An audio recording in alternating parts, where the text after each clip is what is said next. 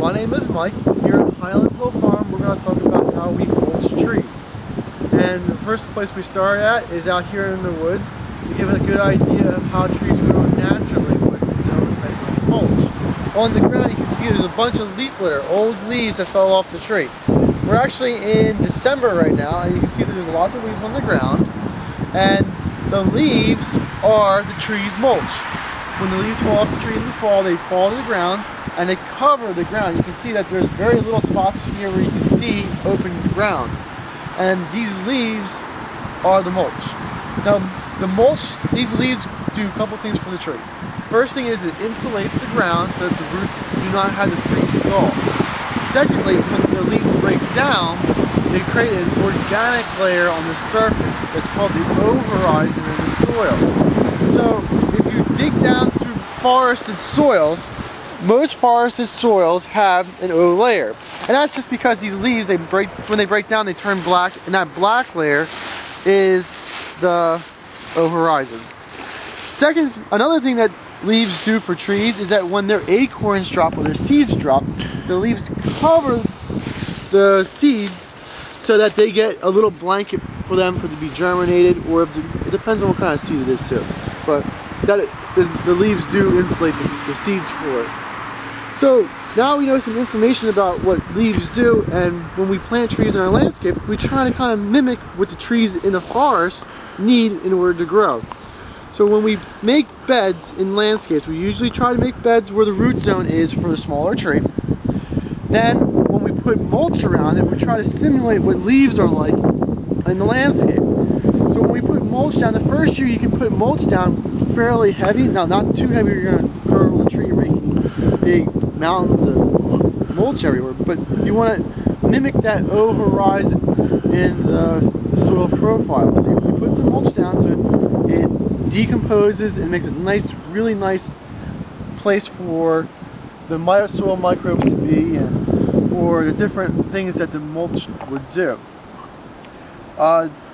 Every year after you put the first layer of mulch down, you just want to add just enough mulch to just make a new covering to it. You don't need to be adding inches and inches of mulch, because that's actually really bad. The first year you should probably put about an inch down at most, but make sure you don't put it too high up on the tree's root flare, because you don't want to girdle the tree. And yeah, that's right. You can see right through here that the roots are coming out, and that's the way you want to try to mimic it in landscape. Remember, the man upstairs never invented the mulch truck.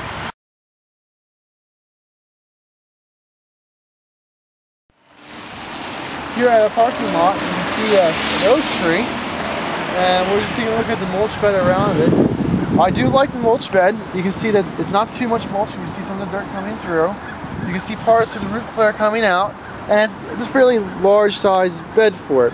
Maybe a little bit bigger of a bed needed for this size of a tree, but to be honest, in a parking lot in a situation like this, I would say this is very, very good. I don't see anything really wrong with it. How much mulch did you think they actually have there? About an inch? Well, what happens with the mulch, they probably put it in the springtime, and over the summer it decomposes, so I don't know exactly how much they have there, but maybe an inch or so. You can see it is even though we had a lot of rain last night. So it's about an inch, right? Yep. I would say, yeah. It's just about right. Okay, well, thank you very much, Mike. This is about free mulch, and what kind of mulch you can expect. Sometimes you get some really nice mulch, like this right here. It's chopped up very nice. We like it. It'll break down real fast for us. And if you look over here, sometimes you get some real stinkers where they don't even do all the work. So when you get free mulch, just beware, because sometimes it's not always as nice as you think it's going to be. Things that we like to do, we like to spread it out on fields before we plant it, and yeah, just be wary of where you get the mulch from. What kind of pathogens could be in your free mulch? Oh, okay, well, that's actually a good question, because there's a lot of bad pathogens that come in mulch. The most notorious one is a disease that attacks maples. So when you have mulch for maples, just be careful of where it comes from, and make sure that the wood chips themselves are not maples, because that's a real serious problem that they have. You can have a healthy maple in your landscape, and you put mulch around it, you could actually be infecting that tree and dooming it to die, and dooming any other maple in the soil whose roots can grow into that soil where the mulch is at to die for the next 7 years. So if you have maples, be wary about where the mulch. If you're going to screen out a large property with an evergreen shrub or tree, one selection you would want to consider is the green giant arborvitae. This fast-growing arborvitae is really a western red cedar.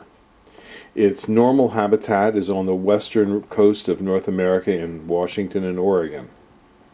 It was a cross between a Japanese arborvitae and the western red cedar that created the clone called the green giant.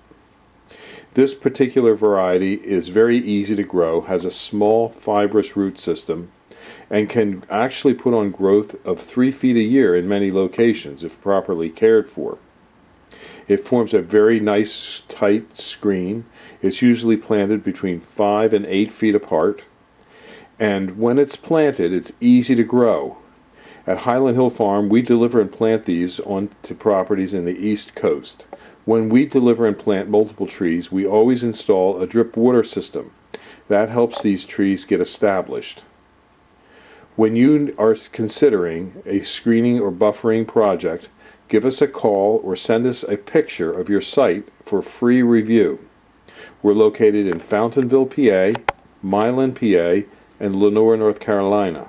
So we ship all over the East Coast, and we do deliver and install. We have green giants, small seedlings to large trees. We ship them on pickup trucks, on flatbed trailers, and also on tractor trailers. So call us at 215-651-8329 for the #1 screening plant in North America, which is the green giant. Highland Hill Farm is a plant and tree grower located in Fountainville, PA. We will give free landscaping plans that we draw up for our customers.